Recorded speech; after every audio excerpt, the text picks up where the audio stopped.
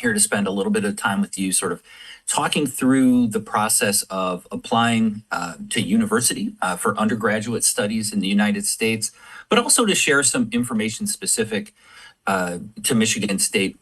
Just a little bit about me, if it's helpful for you, is I've been in higher ed for about 20 years. I've worked for for five different institutions.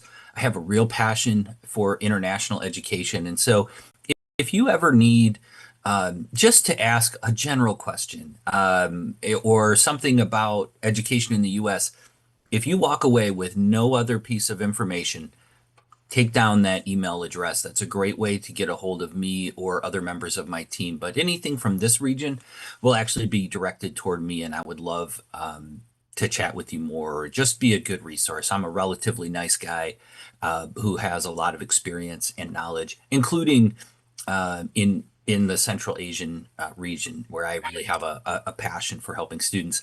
Other than that, I like to play guitar and I like to draw cartoons. If there's anything else you want to know about me, shoot me that email and be happy to have some more conversation. Let's play a quick game real quick. This is the first time I was in Kazakhstan. And so if anybody sees that photo and you know where I am, shoot me an email and we will be instant friends. So take a look at it, write down the email address. If this looks familiar, this is about 10 years ago. And had a wonderful first visit. I've been back since, fortunately, but let's just have a little bit of fun with that and feel free to reach out. So on to Michigan State. And, you know, one of the things that's so nice about working for a large, well-known, highly ranked university is I'm always impressed by how much people already know about Michigan State. Michigan State does a lot of work in Central Asia. For example, faculty training for the Bolshak program. We do some exchange. But I always find that when I do outreach like this, students learn something new about us and that there is more to Michigan State than what they know. They might know the logo, they might know the colors, or even the athletics. But there's a lot that we do here, a world of opportunities, as we like to say. So just to give you kind of a quick tour of what you're looking at here, you're seeing some student programming. You're seeing a peek inside our football stadium, American football stadium. Go green, go white, you will see throughout campus. It's sort of a call and response. So when I say go green, you say go white. So you run into me in the airport or on the street, you shout one and I'll shout the other. You also see here some of the activities of students in classrooms, in labs, very hands-on, just kind of a snapshot of what we're all about.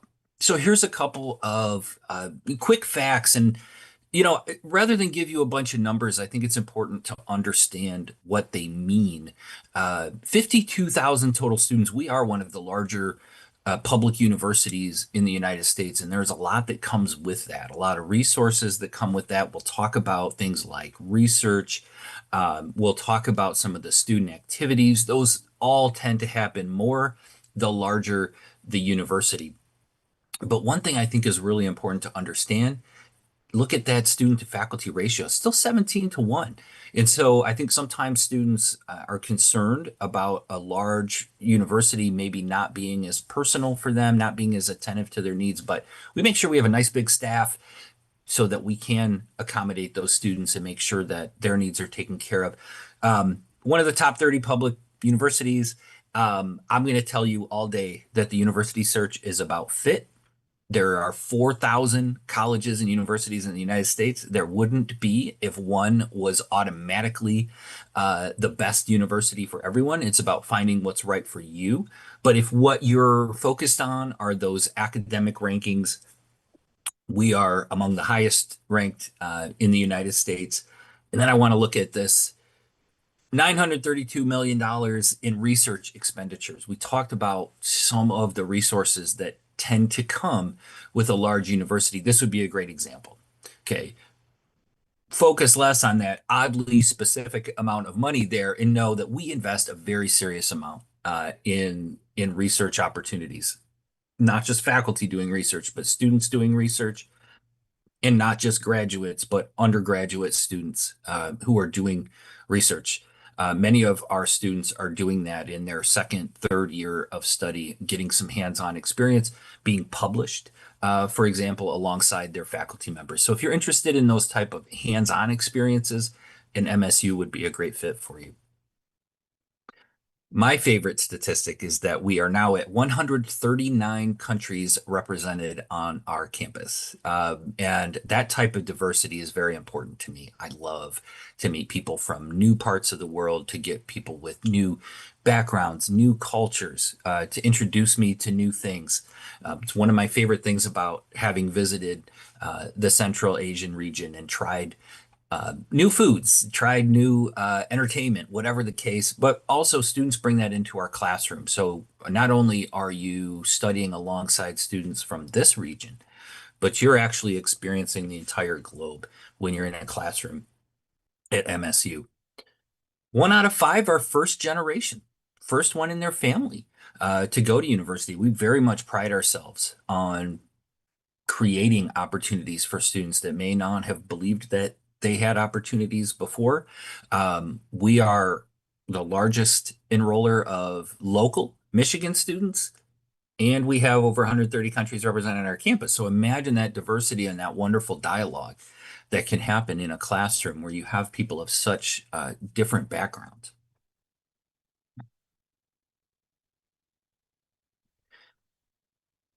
One of the first questions that I get when I go to a college fair or a high school visit in the region is, what programs do you have, or what faculties do you have?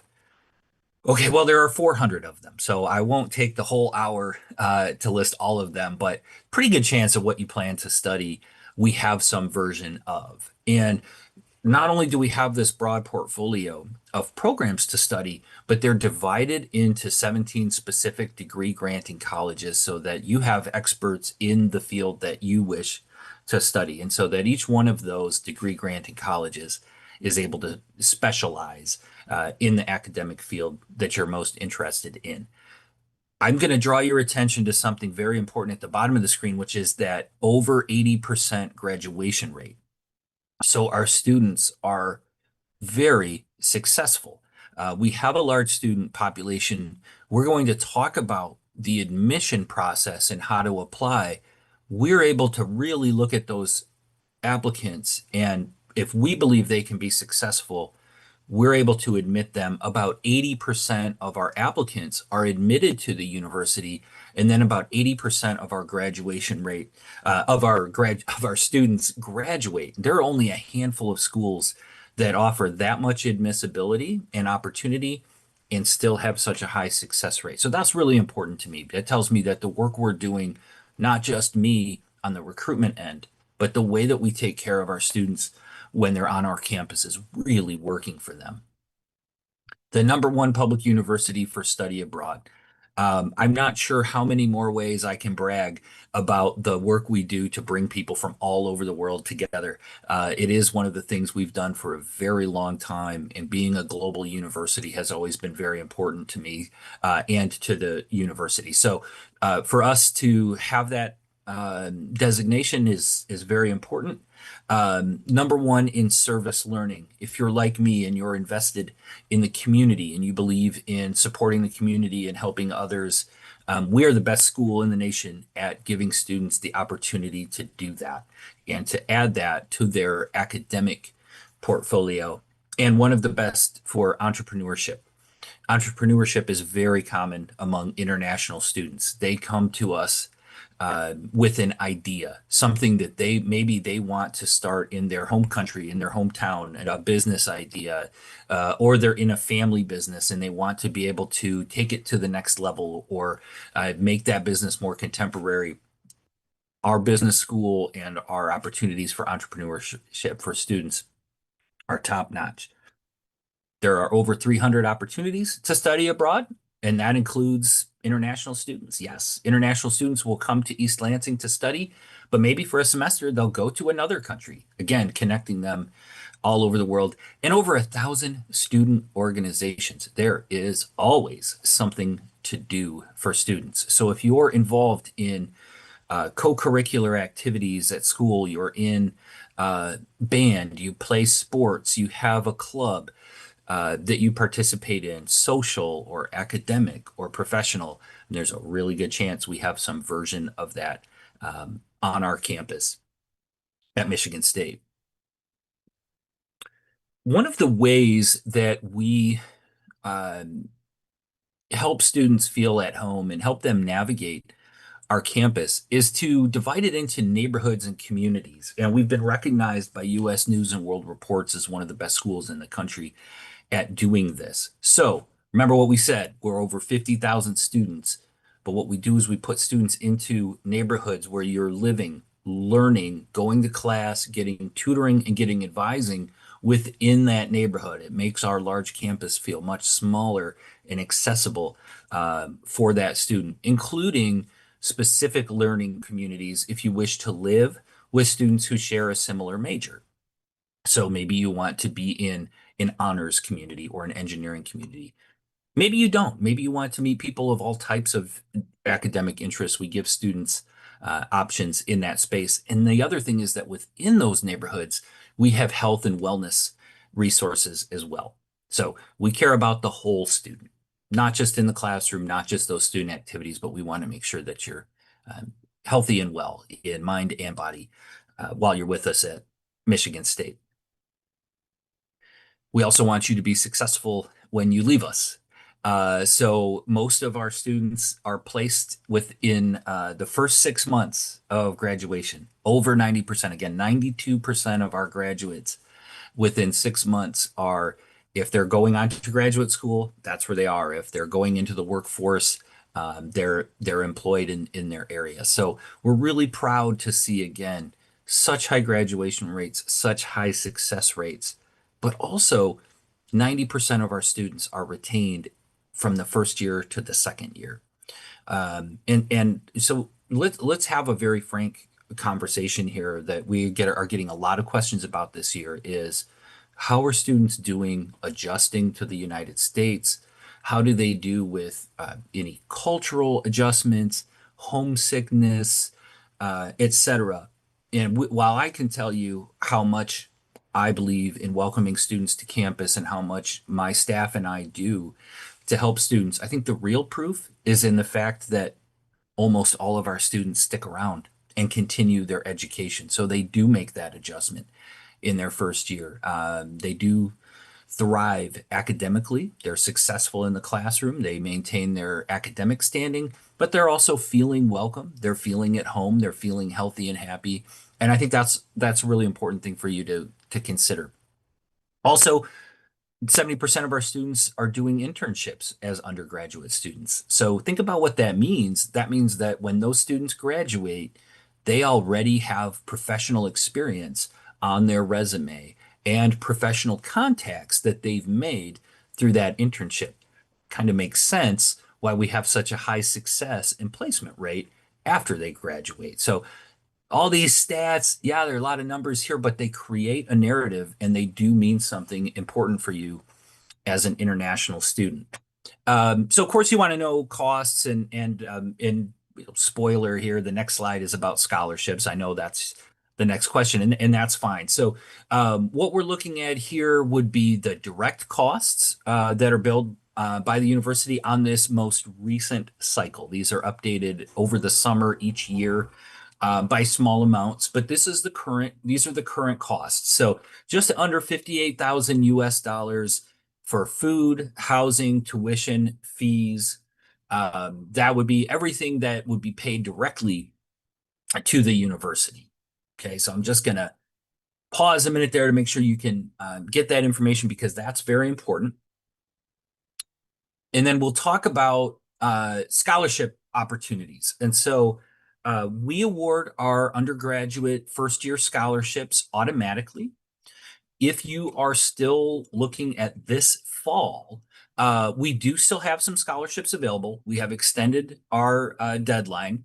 For the rest of the students that are looking at future terms, I'm going to encourage that you really keep November 1 in mind as a priority deadline.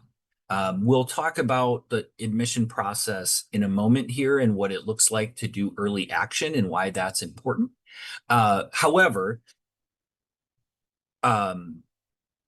if you're still in this cycle, we do still have some opportunities. These are all merit-based. As you probably know, if you're exploring international education, it is one of the steps in the process is for the student and their family or supporters to demonstrate that they do not have financial need, that they're able to pay for all of their education. So any type of scholarships are going to be based on merit, not based on financial needs, so that supports the student in that visa process. And you'll see that those range from $3,000 up to $15,000 per year. Those are awarded at the time of admission. So when we read the application, we're also determining that. So that's very helpful for students. They know very early in the process what their financial standing might be. There are honors college scholarships that can range up to about $13,000 for select students. And there are about 30 students per year that receive what we would call a full ride scholarship, where all of their tuition fees and living costs are being met. So that's a small handful. So the best fit is a student who has some ability to pay, that would benefit from some financial support from the institution. But remarkably, we do have a few full paying scholarships, which is very rare on this in this type of situation. So that's your scholarship information. Again, early action would be November 1 prior to the fall that you plan to enroll. There are 3 ways to submit an application. We have an internal process. The most common, as the name would suggest, is the Common App. Many of you are probably familiar with this, or your school is familiar with this. That allows a student to fill out some basic information that can be sent to multiple institutions, but also some specific questions for the schools they're applying to, like MSU. So you'll complete that, and the coalition application similarly is a shared application among multiple institutions. So complete that application, pay the $75 US application fee, and then have your school send those transcripts to MSU. And there are a variety of ways that those can be sent, either physically or in most cases electronically. And so you'll have your school counselor or other school official send us those transcripts for review. This will vary by academic system, education system. We are test optional, so you may submit an SAT or an ACT test that is not required. But if you feel that you would like that considered, you have that option. We do, generally speaking, we are looking at grades 9 through 11 in determining admissibility for students. So, and again, we recognize, of course, again, 130 plus countries on our campus. We know education systems vary, including what grades are considered secondary. We do have an essay. Essay can be very helpful in understanding a student and why they're selecting MSU and what their academic plan is. We do not require letters of recommendation, so you do not necessarily need to secure those from your teachers or counselors. Understand the math here. What we're looking at is kind of the typical student, the middle 50% of students. So it means that about a quarter of our students are going to be above these numbers, about a quarter will be below, but half fall within this range. So in the US, we have a 4-point scale. Well, many areas of the US have a 4-point scale. So the equivalent would be a student with a 3.5 to a 4. So that's a B plus to A average. About half of our students fall within that. That doesn't mean you have to be in order to be admitted. That gives you kind of the meat of our incoming student class. ACT 24 to 30. So again, typically a strong ACT score, some students above, some students below that, and then similarly about 1100 to 1310 on the SAT. So if this looks like you right now, you are probably a really good candidate for admission. to MSU. If you're above those numbers, of course, you're a good candidate for admission to MSU and probably in that competitive pool for some of the academic scholarship. If you're near some of these numbers, let's have a conversation. It's very possible that you're also admissible, or depending on where you are in your secondary school, you're on your way to becoming admissible. And we'd love to have that conversation with you early and help advise you through that process. So just some stats there to kind of paint a picture for you. So here we are in the timeline. Again, early action is November 1st. So students that are applying by early action are getting their application decision by January 15th. Students who met the most recent priority deadline, so then we continue to read applications and accept applications. Those that were applied by February 1 are getting their decision by the end of March. So that's kind of the group that we're going through and reading right now. But we will continue to admit students who apply by April 1st for this fall. And again, at this time, we are still awarding those automatic merit-based scholarships that range from $3,000 to $15,000 per year. We will be releasing decisions on a rolling basis throughout April ahead of our deadline to accept admissions, which is May 1, which is a relatively universal US higher ed institution deadline. Okay. So if you're still in this cycle, we can still read that application until April 1st. If you're looking at a future cycle, keep that early action deadline in mind. I really do recommend that. That gives students the earliest decision, maximum scholarship eligibility, and the most time to take the next steps, like securing their housing, setting up their visa appointments, making their travel arrangements, etc. viaspartan.msu.edu is where students can log in to check to start their process and to check their application status. What's really nice about this is this has real-time updates. So yes, students do reach out to me and they do email me and ask where their application is and if something's been received. Happy to help them, but you can actually see it all for yourself. We're very transparent about the process. And so maybe you're wondering, did you receive that transcript yet from my counselor? Log right into the portal. You can check out that information. You can have real-time updates. Maybe you need to correct something, make a change. That can all be done within that student portal.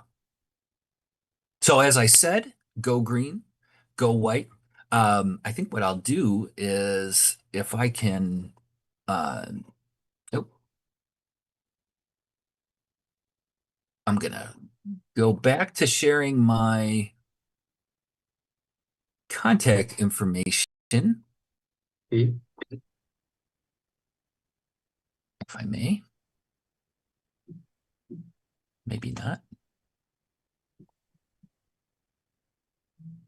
In case there are any other questions. But Aziz, did we have some questions that had been submitted?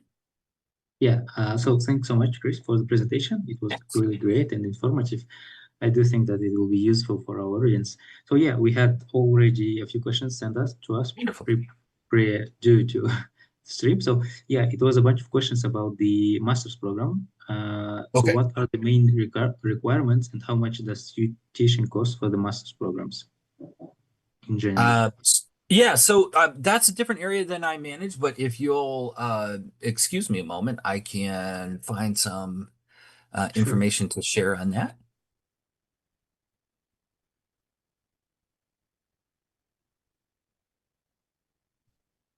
Is there another question while I find that resource for you? Yep. So there was a question about the artificial intelligence programs. Do you have any of them in the MSU? And if yes, do they have some special entrance exams?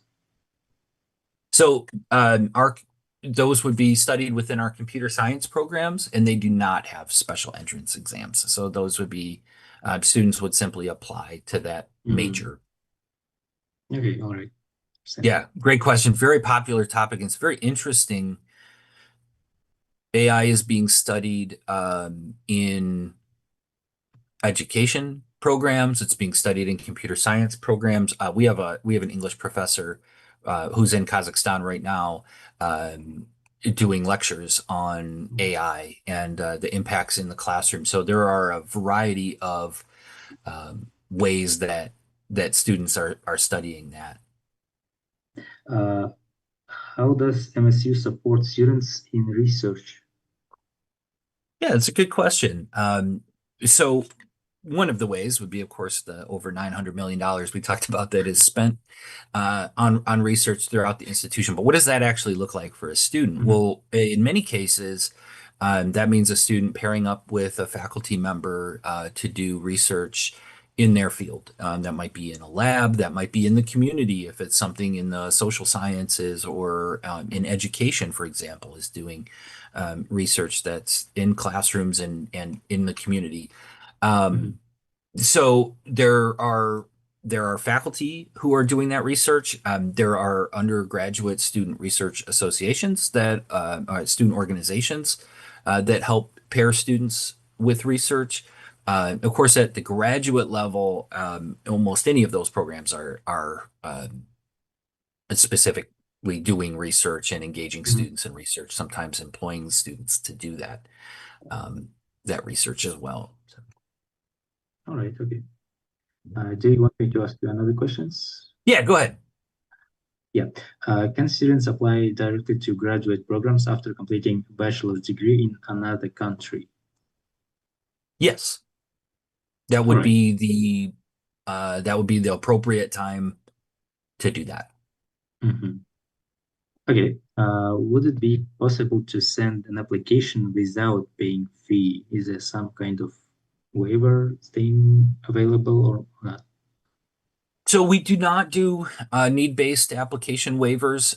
Again, very important that when students are admitted that they're going to demonstrate to the U.S.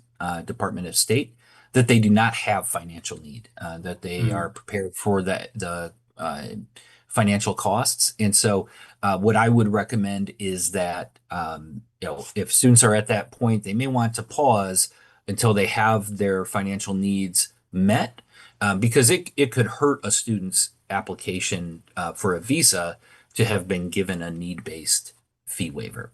Mm. So that's a great question and one that we get often. Aziz, I don't know if I can post the link for the graduate tuition information there. It does vary a bit by program. You can send it to our chat, To the then chat. Okay. we'll post it in our YouTube chat Okay. too. Yeah, beautiful. So that'll be a way to retrieve again that again, not my specific area of expertise, but happy to share that resource. Okay, we get it. Okay. Uh, okay, next question. Can a student combine multiple scholarships or assistantship? Yes, if they're from different areas. So, for example, a student might receive a scholarship from the admissions office and one from the honors college or one from their specific academic department, and those can Mhm. be combined. They just don't receive more than one from the same source. And of course, Mm. if there's anything that is third party, that's a scholarship opportunity from their community or a local organization or anything like that, that can be added to academic scholarship that they receive. Mhm. All right, okay. What about internships? There is a question. Yeah, so you might recall that about 70% of our students complete internships while they're undergraduates. So obviously something we're very supportive of, and we really encourage students to do that. And that could be in really any area of study. What that means is that student going out and getting experience working in a position related to their area of study. And again, most of our students actually are doing that. So that's awesome. I'm really glad to hear that the students participating in this are Mhm. already thinking that way. All right. What kind of extracurricular activities matters the most to the admissions committee? Extracurricular activities that matter to us. Yeah. That's a great question. It really depends on the student, but I would say that things that involve some kind of leadership, some Mhm. kind of innovation, are probably the most likely to uh, enhance a student's application. When we're looking, we recognize with the diversity of cultures that not every school system, not every region has the same extracurricular activities. So we try not to say, well, everyone has to have participated in student government, for example, because that might not look the same in every situation. But if what you have done, you've been involved, you've been able to be in the leadership or students that have started organizations, things like that are really helpful for us. All right. Okay. Thank you. Do you have any tips for students about how to adapt to life in the US? Yeah, sure. I think one is to ask for help, right? We have an entire office here that is dedicated to helping students make those adjustments, to put on student programming, to engage students, not just international students, but all of our students who we want to familiarize with campus. So my advice is to be open to that help. And whether that's to ask for it specifically or just to watch for programming and attend those things, attend the international festival, attend welcome receptions that are held early in the fall when students have just come. Reach out to me to get a handle on what activities might be happening in the area. But anything like that, a little willingness to step outside of the comfort zone and enjoy some activities, I think will go a long way. And again, we're really proud to say that almost all of our students are able to make that adjustment and are able to thrive. All right, great. Yeah, here's the question about the typical class size for undergraduate programs. Yeah, so it's again about a 17-to-1 student to faculty ratio, and then the class size is going to tend to be just slightly larger than that. There are a handful of lecture halls and things like that where there are larger classes. There are, as you move through your program, become more specialized, you'll have much smaller classes, but most of them are probably in that what a lot of students are used to in secondary school, maybe 25 students to 30 students in a classroom. All right, all right. Great question. Next one. How can students increase their chances of getting a scholarship? I think that's about full ride, mostly. About About full full ride? ride. Oh, full ride. Okay. Yeah. So I would say a couple of things. One is that, again, these are very, very limited. So students really need to plan on preparing to pay for school without that. But the strongest students are the ones who obviously perform the strongest in the classroom in terms of their results, their grades, but also the students who take as much as their school system offers. Does your school offer honors? Does it offer advanced placement? IB? Again, this can all vary by school system. If you're using a British system, are you taking more A levels that your system offers? Again, it can really depend. But whatever system you're in and whatever your school offers, take full advantage of the academic and academically rigorous offerings, and then of course perform well in them. The vast majority of scholarship consideration is based on the rigor and the success of the academic work. All right, great. So next question is actually two questions in one. So the first part is about, do you have a career center in MSU? And the second part of the question is, do companies have any kind of fairs on the campus during the studies? Yeah, that's a great question. So yes and yes.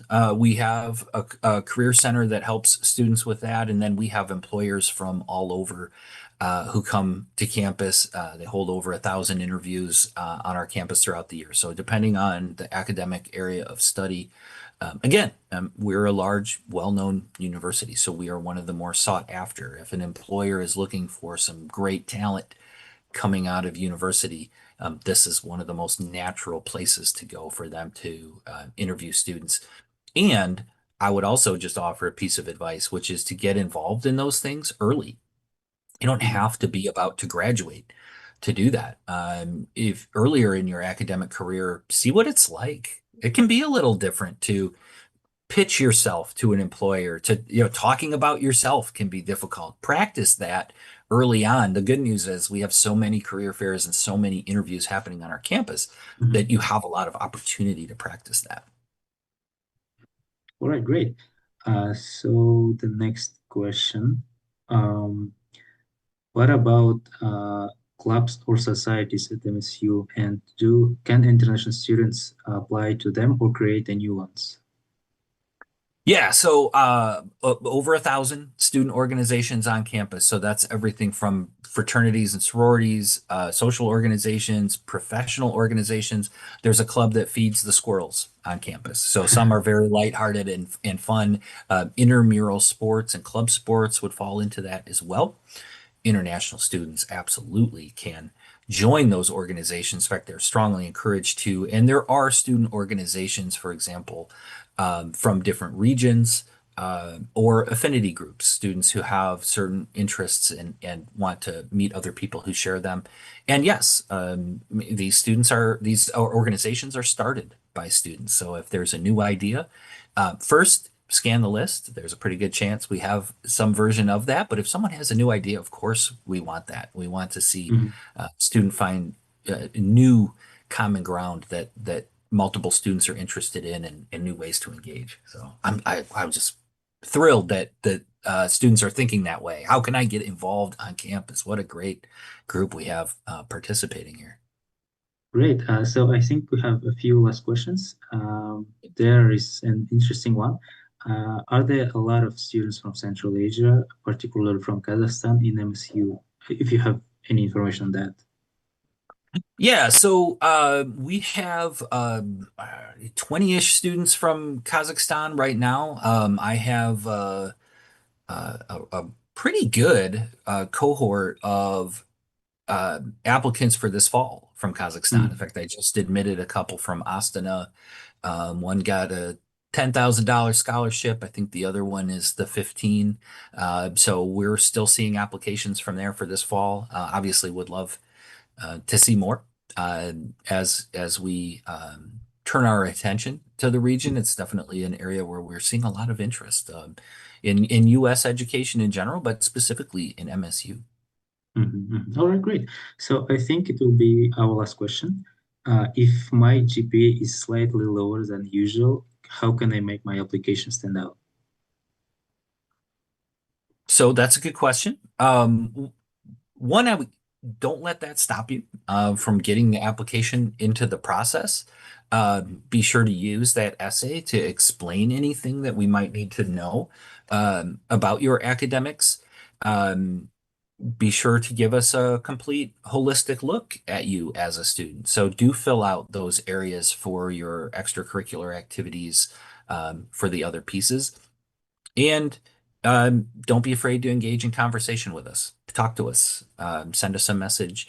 And maybe that GPA is not as maybe it's not as low as you think it is compared to some of our other students, or maybe you're doing a little bit stronger than you think.